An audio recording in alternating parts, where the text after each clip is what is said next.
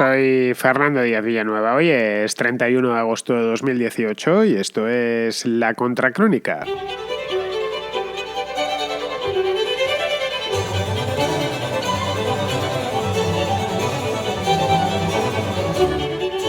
El plan de choque económico anunciado por Nicolás Maduro hace un par de semanas, ya os lo comenté aquí, esta reforma entre comillas monetaria que el gobierno venezolano se sacó de la manga a mediados de este mes, el día 17 creo recordar.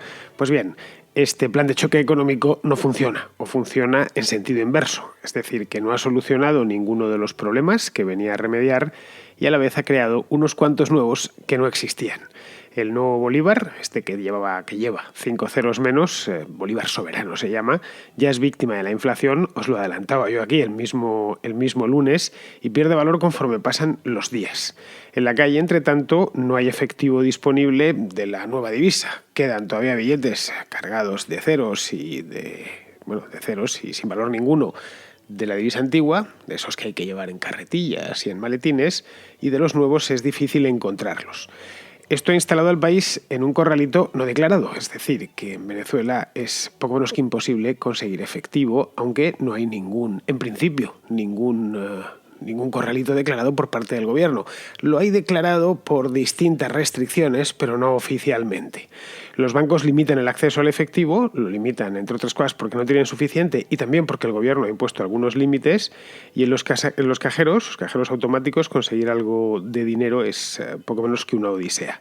Los que lo consiguen, es decir, consiguen llegar al cajero y que haya dinero, o llegar al mostrador del banco y que también tenga dinero y voluntad de dártelo, de darte tu propio dinero, quiero decir, pues pueden retirar muchas veces solo 10 bolívares, es decir, 10 céntimos de euro, que en España no da para nada, pero es que en Venezuela tampoco da para nada.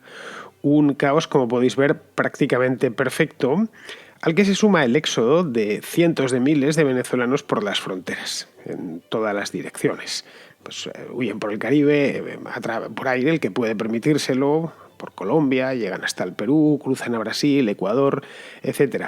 En fin, que pensábamos que la Venezuela bolivariana había tocado fondo, pero no. Vemos que está empezando a escarbar.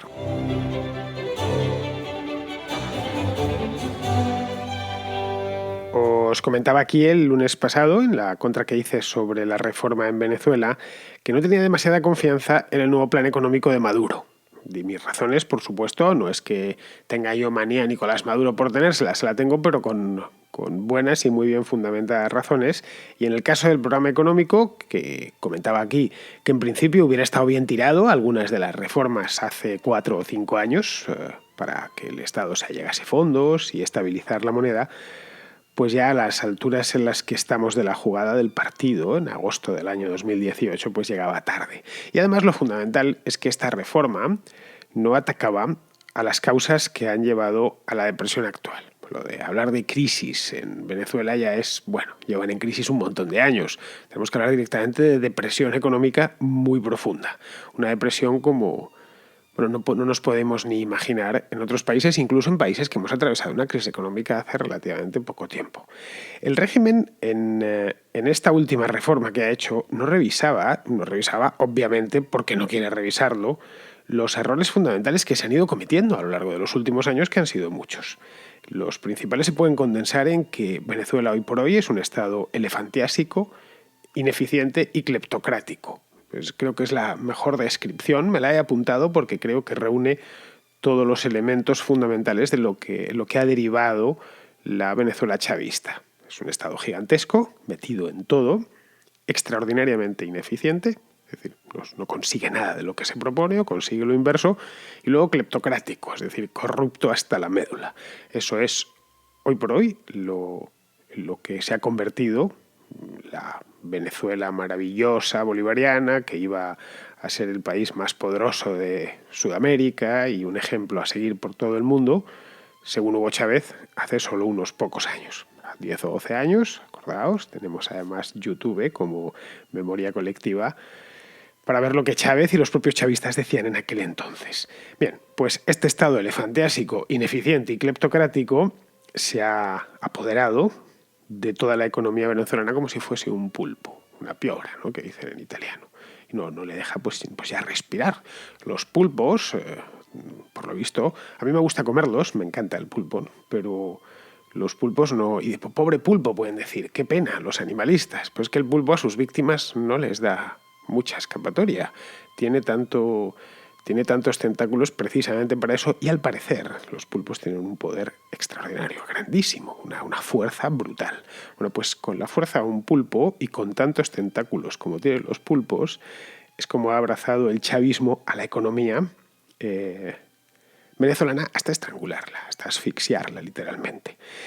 Es decir, que el país no produce nada, produce apenas petróleo, es porque tiene unas reservas muy grandes y una industria ya, pero cada vez menos, porque la gestión de PDVSA, de la petrolera estatal, es directamente pésima.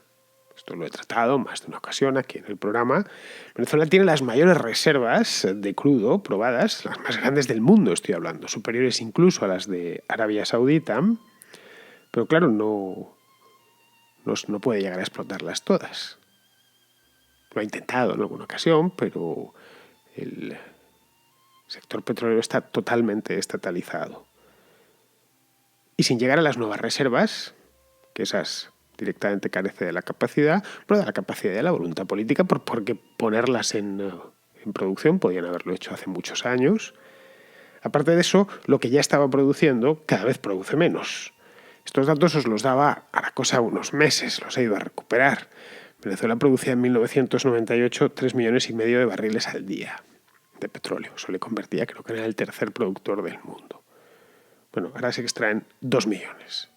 2 millones y es algo así como el 10º o el 11º productor del mundo. Es decir, que de nada le sirve estar literalmente encima de una bolsa de petróleo si no consiguen sacarlo de ahí. El petróleo no vale de nada. Es como si yo viviese encima de una mina de diamantes, pero no me diese la gana de hacer un agujero para sacarlos. Pues bien, pues soy riquísimo, vivo encima de una mina de diamantes o una mina de oro, pero no tengo voluntad de extraer todo ese mineral y refinarlo, etcétera, de debajo de la tierra. Chávez y sus ministros fueron tan necios durante tantos años que no se dieron cuenta de que los ingresos del petróleo aumentaban entre el año 2000 y 2010, la década milagrosa del chavismo. Si aumentaban los ingresos petroleros era porque el precio se había disparado en el mercado internacional, no por ninguna otra razón.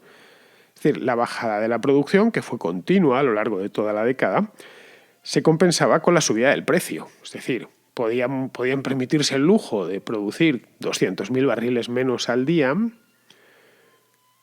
cuando el barril de petróleo, pues en el mismo año había pasado, qué sé yo, de 70 a 110 dólares. Eso, bueno, la coyuntura internacional les permitió ser unos completos incompetentes. Bien, todo este dinero, durante muchísimos años, no fue caso de un buen ejercicio, un año que vino bueno, fueron muchísimos años de bonanza. Todo este dinero lo emplearon una parte en clientelizar a millones de venezolanos, es decir, poner en subsidios a todo el que pudieron, mediante las famosas misiones, abrir empresas disparatadas, empresas estatales, subsidiar a la isla de Cuba, en fin. Y luego otra directamente la robaron. La robaron los capitostes del régimen, estoy hablando, incluido el propio Hugo Chávez, que en este caso se suele decir, no, pero fueron los otros, ¿no? Lo digo muchas veces, lo que se decía en la Rusia zarista, el buen zar y los malos boyardos. No, aquí no estaba, los boyardos no eran buenos, son igualmente malos, pero el zar, en este caso Hugo Chávez, también era especialmente perverso. Si no, no se puede entender, por ejemplo, cómo las hijas de Chávez disfrutan de esas fortunas.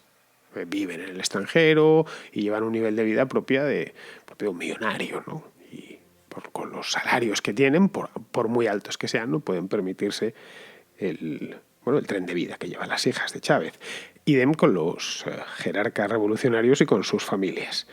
En un país en el que no se produce nada de nada, es decir, que la producción de prácticamente casi cualquier artículo está paralizada, por muchos ceros que le quites a la moneda, los va a volver a ganar esa misma moneda, aunque le pongas otro nombre, si sigues creando dinero sin parar. Y todo para mantener la máquina funcionando, la máquina del Estado, quiero decir. Porque algunos os preguntaréis, pero Maduro se está haciendo trampas en el solitario. Sí, bueno, se las está haciendo, pero así gana tiempo. Es decir, el Estado tiene que, en el extranjero, hacer los pagos en dólares o en euros, en moneda fuerte, en una palabra. Si mañana el Estado venezolano quiere comprarme a mí algo, yo pongamos por caso, fabrico, no lo sé, tornillos y me viene el Estado venezolano que necesitamos tantos tornillos. Oye, yo no les voy a aceptar bolívares, les voy a pedir o dólares o euros. Van a tenerlos que conseguir, solo pueden conseguirlos de una manera, que es vendiendo petróleo. Y como ya decía, cada vez menos. Pero dentro no. Dentro los pagos puede decir en qué se hacen. Y él los hace, de hecho, en bolívares. Y esos los imprime el propio Estado. Así que de trampas en el solitario, nada. Bueno, sí, en el largo plazo se está haciendo trampas en el solitario, pero en el corto plazo le permite sobrevivir. Bien, conociendo esto, que como veis es una cosa muy sencilla, es fácil entender por qué la inflación, o la hiperinflación, mejor dicho, se ha apoderado del país. El dinero al final ha terminado sin valer nada. Lo que hicieron el día 17, cuyo objetivo era pues precisamente acabar con esto, quitándole ceros a la moneda, bueno, el plan traía más puntos, es bueno, si no lo conseguimos, no conseguimos allegarnos recursos vía la exportación de petróleo, o vamos a ver si nos lo conseguimos vía los impuestos, vamos a subir el IVA, vamos a dejar de regalar la gasolina. Sí, esto no era propiamente una estabilización, no era un plan de estabilización, ni monetaria ni de ningún tipo. Como en el caso, por ejemplo, del plan de estabilización del marco alemán en el año 1923, que aunque os parezca mentira, lo leí hace unos días. Un articulista que decía que el plan de Maduro tenía ciertas similitudes con el plan de estabilización alemán del año 1923, que acabó con la hiperinflación de aquel año. Acabó fue a finales del 23, o fue en noviembre. O sea, que el año el gobierno de la República de Weimar lo que hizo fue inventarse una nueva moneda, como el bolívar soberano, lo llamó Rentenmark, sería algo así como marco seguro, llamémoslo, marco renta. Cesó la impresión de los marcos anteriores, que se les llamaba Papiermark, que eran marcos sin ningún tipo de respaldo, porque se habían empezado a imprimir para la guerra durante los años de la Primera Guerra Mundial, y lo que hicieron con el Rentenmark fue ligarlo al dólar, a razón de, creo que era 4 marcos seguros por dólar. En el caso de Maduro no ha sido así, y eso es lo que os comentaba yo el otro día. Es decir, no es un Rentenmark, en una palabra, el bolívar soberano. Se limitó simplemente a resellar los billetes de bolívar, quitándole 5 ceros, pues así que usted me trae aquí 100.000 bolívares. Bueno, pues esto a partir de mañana va a pasar a ser un bolívar de los nuevos. Y luego ligó el bolívar de los nuevos, no lo ligó al dólar o al euro o a la libra esterlina o al yen o qué sé yo, a la onza de oro. Lo ligó a que tampoco hubiera estado mal en ese caso. Podríamos haber dicho sí, chapó. A partir de ahora es una moneda respaldada en oro. Una cesta metálica, qué sé yo. Un respaldo más o menos estable y fiable, ¿no? No, lo ligó a una cosa llamada petro, os la comentaba el otro día, cuyo respaldo depende también del gobierno. Y no, depende del petróleo, porque un petro es igual a un barril de petróleo. Es decir, que si el petróleo vale $60 el barril, eso significa que el petróleo va a valer $60. Sí, porque lo ha dicho Maduro, no por ninguna otra razón. Es decir, que si Maduro mañana viene y dice que un petro vale 2 barriles, pues valdrá 2 barriles. Y si dice que vale 6, pues valdrá 6.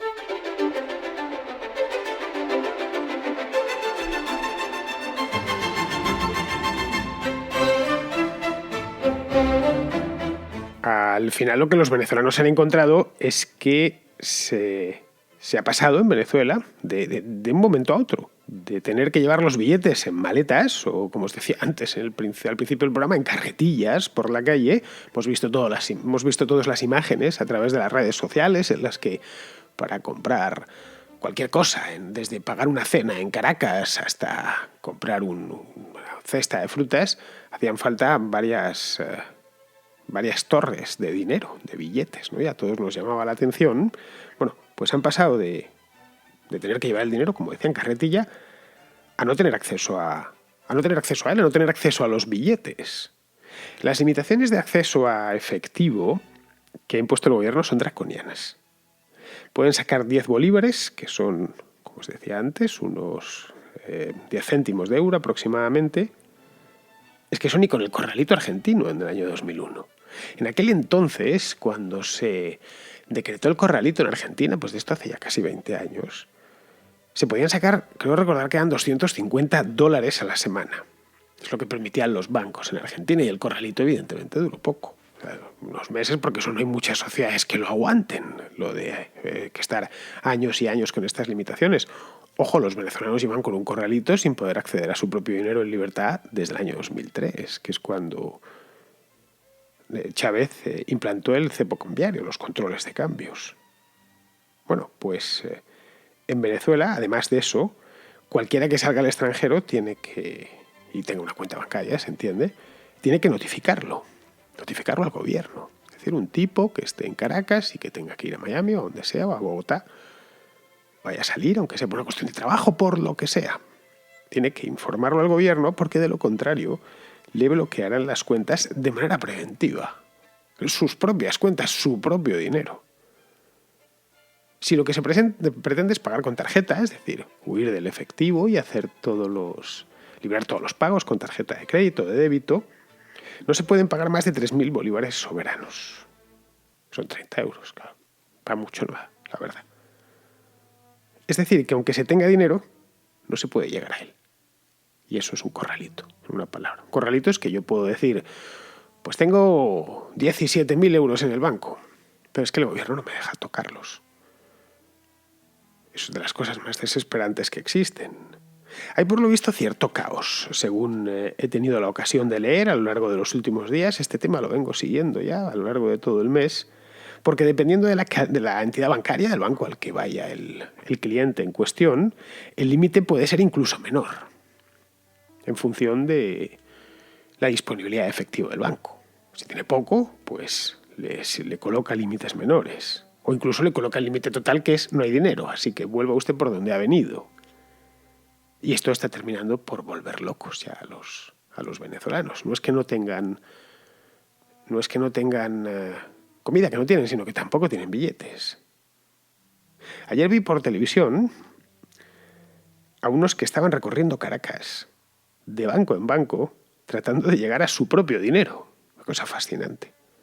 El tipo decía, no, hemos estado aquí en Bancaribe y no sé qué, y luego el BVA, tal. Pues tenían cuentas en varios sitios a ver si raspaban de un lado o de otro, pero en ningún sitio había dinero. O habían conseguido sacar 5 bolívares. Bueno, un auténtico desastre.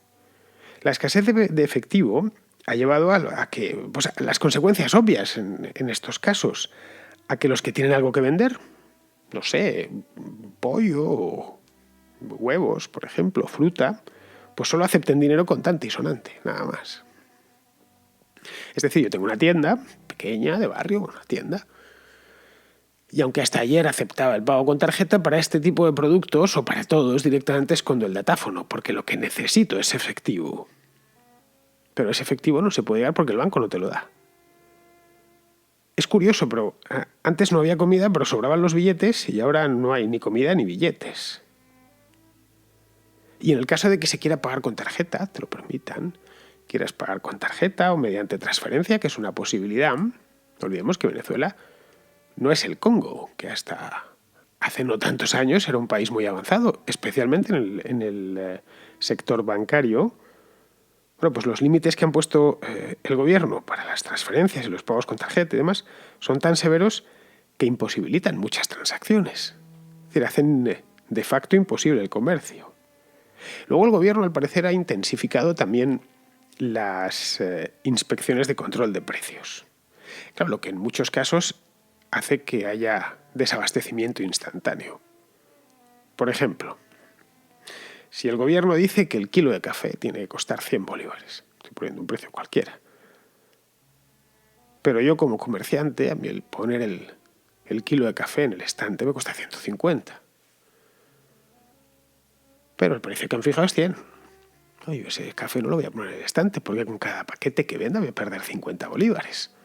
Vamos, ni yo ni ninguno, ni el propio gobierno si tuviera que venderlo. Y ese es otro de los problemas. Intensifican los controles y el resultado es que cada vez hay menos productos en los anaqueles. Al menos, ojo, los anaqueles en el mercado abierto. Por lo que ese paquete ese kilo de café va a pasar al mercado negro. al que solo se puede acceder si hay dinero físico de por medio. El contrabandista no suele llevar datáfono. El contrabandista hay que pagarle a tocateja, ¿no? A metálico. Como veis, es una trampa mortal que ayuda a explicar el éxodo de los 2 últimos meses. Lo están dando ahora por todos los medios de comunicación. La salida masiva de venezolanos comenzó hace ya unos años, yo creo que 5 años, coincidiendo con la muerte de Hugo Chávez y la llegada de Maduro. Pero al principio era un goteo. Es decir, el que podía se iba. Ya, bueno, aquí la verdad es que las cosas no van bien y creo que van a ir peor. Tengo posibilidades de salir del país, así que me voy. Bueno, hoy por hoy es un éxodo de, como os decía el otro día, de tintes bíblicos. Es de hecho yo creo que uno de los movimientos, el movimiento de población más grande de la historia de América. Yo no consigo localizar así mentalmente uno similar localizar en el archivo mental, quiero decir, en América. Porque América, a diferencia de Europa o de Oriente Medio, no ha padecido las guerras devastadoras del viejo continente. Es decir, que este tipo de movimientos de población en Europa se han dado muchas veces. Pero en América, un lugar tan grande, donde realmente, si vemos los mapas de densidad, decimos, a pesar de todo, América sigue despoblada, que se viese las escenas que estamos viendo. Solo en Colombia, el gobierno colombiano calcula que hay aproximadamente 1 millón de venezolanos a día de hoy. En Perú calculan que hay ya 500.000. Otros se han ido a Panamá, a Ecuador, a Chile, a Argentina, a Uruguay, a Brasil. Es decir, se están distribuyendo allá donde puedan llegar. Los que pueden permitírselo, es decir, tomar un avión, porque tienen familiares que les pagan el billete o amigos, pues no se van a Estados Unidos o se vienen a España. En España, que está en el otro lado del mundo, literalmente, hay más de 300.000 venezolanos. Casi todos están en Canarias, en Madrid, en Barcelona. También hay en otras partes del país. Pero es con diferencia la comunidad de inmigrantes que más crece. Bueno, de hecho, hemos pasado de no ver a ningún venezolano a que uno se los encuentre todos los días por todas partes. Era muy raro encontrar un inmigrante venezolano hace 10 años en España. Y tradicionalmente los inmigrantes venezolanos era gente que venía con dinero a gastar. Pues bien, hoy está todo lleno. Son gente, además, como he dicho aquí en muchas ocasiones, son gente muy bien preparada, son trabajadores y además muy simpáticos. Vamos, por mí que vengan más. Por 2 razones. La primera es porque creo que España necesita gente así de alegre y de trabajadora. Y la segunda es porque en la posguerra Venezuela acogió con los brazos abiertos, por cierto, a los españoles que llegaban huyendo de la miseria. Vamos, creo que es lo justo. Y además, ¿qué narices? Son hispanos. ¿Cómo no va a coger la madre patria a los hispanos? Vengan de donde vengan. Eso sí, más tarde o más temprano querrán volver a su país. Es lo lógico. Querrán recuperar su país, que está secuestrado y sometido por este lumpen aupado sobre el gobierno. Aunque eso, la verdad, y lo siento por ser tan pesimista, se me antoja bastante más difícil.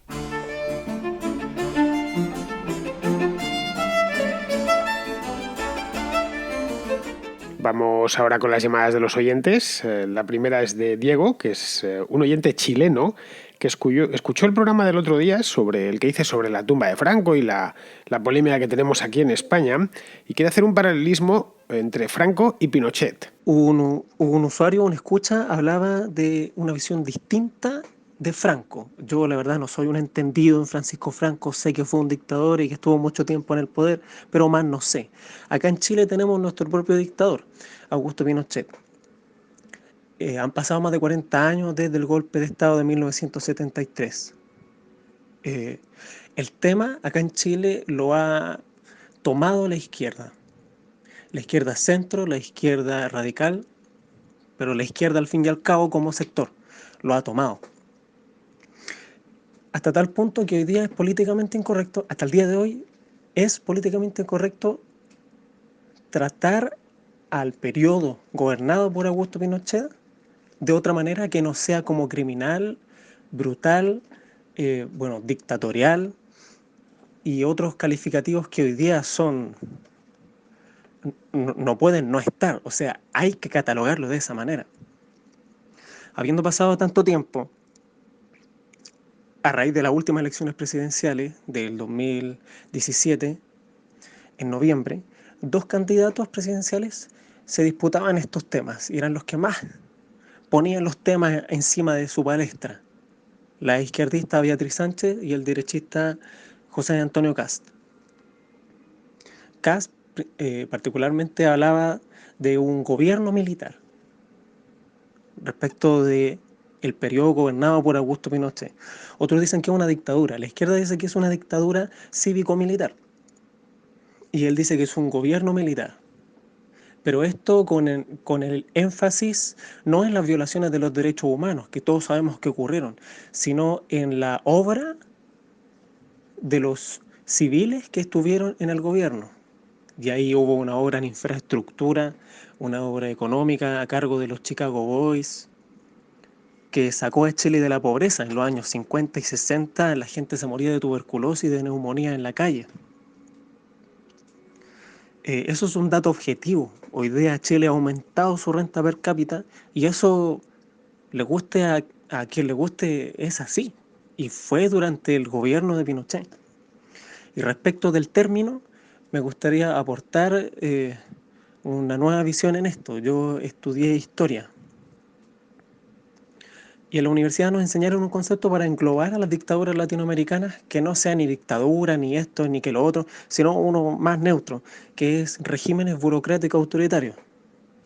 Regímenes porque se imponen, autoritarios porque abusan del poder y burocráticos porque tienen un poder civil, no son totalmente tiránicos. Usan el Congreso, usan los tribunales, no hay desorden, porque a los militares tampoco les conviene eso, son de mentalidad ordenada. Pues mira, Diego, las dictaduras de Pinochet y de Franco suelen presentarse como dictaduras hermanas, casi gemelas, a pesar de que apenas coincidiesen en el tiempo. El franquismo se terminó en 1975 con la muerte del dictador, mientras que el pinochetismo comenzó en 1973, es decir, que apenas coincidieron 2 añitos, menos de 2 años, sí, 2 años justo. El golpe de Estado en Chile fue el 11 de septiembre y Franco murió en noviembre del 75, es decir, justo 2 años. De hecho, al entierro de Franco vino Pinochet. Lo puedes ver en las imágenes, del funeral. Se gastó Televisión Española una fortuna para cubrirlo y realizar un funeral fastuoso, y se ve perfectamente. Fue de los pocos jefes de Estado extranjeros que vinieron a despedirse de Franco. Bien, pues como ves, pertenecen a dos épocas históricas diferentes, ¿no? Fueron dos dictaduras con algunas analogías y luego bastantes diferencias. Las analogías, bien, pues son las que están más a la vista. Es que tanto Pinochet como Franco eran generales, eran dos militares, y ambos se hicieron con el poder mediante un golpe de Estado. A partir de aquí comienzan las diferencias, muchas de ellas obviamente debidas al diferente momento histórico que les tocó vivir. A Franco el golpe le salió mal. Bueno, a Franco y a los generales, al directorio militar, porque Franco se levanta viaja de Canarias al protectorado español en África, pero hay otros generales el día 18 de julio del 36 levantándose en otras partes de España. De hecho, el director del golpe de Estado, del levantamiento militar, no fue el general Franco, fue un tipo llamado Emilio Mola, que estaba en aquel momento en Navarra, en Pamplona. Es que Emilio Mola se mató en un accidente de avión un año después. Bueno, pues le salió mal el golpe de Estado y eso ocasionó una guerra civil, que fue larga y sangrienta y muy conocida porque, bueno, en la Europa de los años 30 las pasiones estaban muy inflamadas y la Guerra Civil Española preludió a la Segunda Guerra Mundial. El golpe de Pinochet, en cambio, fue bastante rápido. Duró solo un día, el 11 de septiembre de 1973, aunque es cierto que también estaban las aguas un poco revueltas durante, iba a decir aquel verano, pero es que en septiembre en Chile es invierno. Bueno, pues durante aquel invierno, en el mes de junio, hubo un golpe fracasado, el famoso tanquetazo, del que tú, por supuesto, Diego, habrás oído hablar muchas veces. Aquí en España no es tan conocido. El tanquetazo fue un golpe que dio un coronel que entró con unos tanques hasta el centro de Santiago. Tiene algunas anécdotas este golpe de Estado que son fabulosas. El tanquetazo en Chile. Entraron con tanques porque era una brigada acorazada Y según accedían a Santiago iban por la carretera con los tanques. Estos son cosas que he leído que me llamaron muchísimo la atención. Bueno, pues respetaban los semáforos al entrar en Santiago. Y al parecer algunos tanques incluso pararon a poner gasolina. Pusieron gasolina en una gasolina normal y pagaron al de la gasolinera. Cosa realmente alucinante. Bueno, pues en ese entorno es en el que llegó Pinochet al poder, pero fue bastante rápido. Luego el gobierno de Franco fue mucho más largo. Franco gobernó 36 años, bueno, 39 si sumamos los años de la guerra, y trató de crear un régimen propio, que luego fue cambiando y modelándose a lo largo del tiempo. Claro, 40 años pues son 40 años, es mucho tiempo. Es decir, que el franquismo del año 1940 y el de 1975 son muy distintos, o eran muy distintos. El primero, el del año 40, pues era una dictadura de posguerra, muy represiva y cuartelera, con gran aparato marcial y fascistoide. No hay más que ver las imágenes de la época, ¿no? o los que la recuerdan y te la cuentan.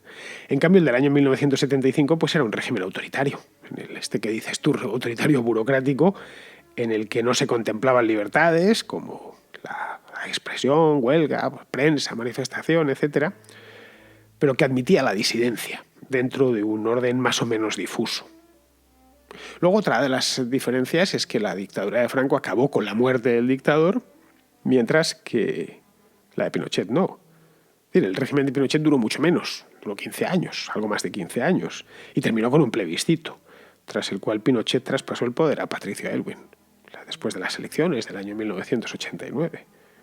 Luego, en ambos casos, en Chile y en España, estoy saliendo ya del ámbito político, la economía se modernizó durante la dictadura. En España especialmente a partir del año 59, porque los primeros años de franquismo fueron un horror económico. Es decir, Franco cambia de opinión a mitad de partido, cambia de caballo a mitad de carrera. Ve que no funciona lo que había intentado desde el fin de la guerra, es decir, Franco en cierto modo económicamente le hace a España perder 20 años. Luego se los recupera sobradamente, especialmente en los años 60, pero los primeros 20 años de franquismo fueron económicamente horrorosos. Se ensayó un sistema llamado autarquía, que les parecía fantástico a los falangistas y demás, ¿no? España se puede suministrar de todo y hay que cerrarse el mercado, etcétera, ¿no? En Chile, en cambio, ese periodo duró poco y ya a partir de principios de los 80 el país se abre y practica un montón de reformas. Luego hay otra cosa en la que en esto sí se parecen, es que ambos tuvieron muchos detractores, pero también tuvieron muchos apoyos. Populares estoy hablando. El pinochetismo tuvo apoyo popular y eso se podía ver en las calles y posteriormente. Y el franquismo, por supuesto, que lo tuvo. No olvidemos que este hombre murió en la cama. Es cierto que también había mucha gente que no podía ni verle y que estaba deseando que se muriese, pero sí habían conseguido, es decir, que no eran unos dictadores que odiase todo el mundo, que odiase todo el país y que estuviesen la gente deseando verles muertos, ¿no? El hecho es que ambos países, tanto Chile como España, superaron la dictadura. Se reconciliaron y reemprendieron la vida democrática sin demasiados dramas. En España, pues la transición duró 4 o 5 años, en Chile incluso duró menos y todo volvió a las aguas, volvieron a su cauce y hoy son dos países que yo creo que dentro de lo que es el ámbito hispano son dos países ejemplares, tanto Chile como España, en el que sirven además de modelo, y eso me consta, a otros muchos países hispanos. El modelo de países que han prosperado y que tienen, son un ejemplo desde el punto de vista de su Estado de Derecho, de su seriedad, etc. Sin embargo, los partidos de izquierda, es decir, todo lo que te contaba es historia, básicamente un agregado de hechos sin apenas interpretarlo, pero a partir de aquí ya todo lo que empieza es política. Es decir, los partidos de izquierda han encontrado en estas figuras un arma muy poderosa para legitimarse en el presente y ya de paso dividir a la sociedad. Que esto es algo que, en España lo estamos viendo bien, muy bien, desde hace unos cuantos años. En Chile el pinochetismo es más reciente, a fin de cuentas terminó en 1990. Es decir, si yo fuese chileno lo recordaría en una palabra. Pero el franquismo es algo realmente lejano. Es decir, la guerra civil empezó hace 82 años. Apenas queda gente ya que la recuerde. Quedan solo 2 ministros con vida de Franco. A veces se nos olvida. Uno es Fernando Suárez, que tiene ya 85 años, y que fue ministro solo unos meses, en el año 1975, ministro de Trabajo antes de la muerte de Franco, y el otro es Antonio Carro, que es mayor todavía, tiene 95, es casi centenario, que fue ministro también al final, años 74-75. Este fue ministro de Presidencia.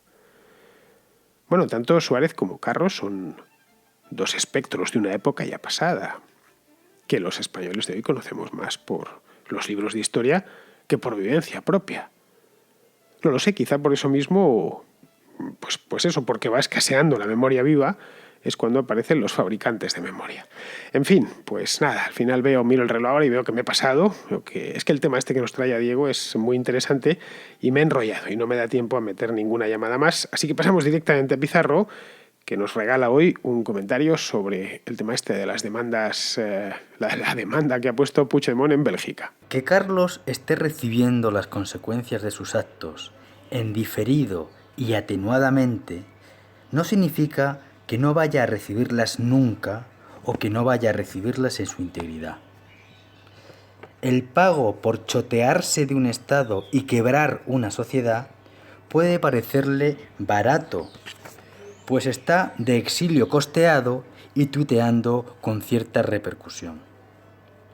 No le parecerá tanta bicoca cuando desde la cárcel España siga íntegra y su voz sea el eco de un traidor y un miserable para todos. Corre, Carlos, corre. Un cordial saludo de Pizarro. Pues queridos amigos, con esto se termina la contra de hoy y la semana, la última semana de agosto. Por cierto, muchos volveréis al trabajo ya, que ya es hora, el próximo día 1, es decir, la semana próxima. Que sepáis que mañana tenemos Contraplano. La semana pasada, como hice un programa especial con Andrea, pues no pude hacer Contraplano el sábado pasado, pero este va a haber películas, así que los que mandaseis, que sepáis que tengo muchas, eso sí, no van a poder salir todas las que tengo, pero sí unas cuantas, 5 o 6 como mínimo.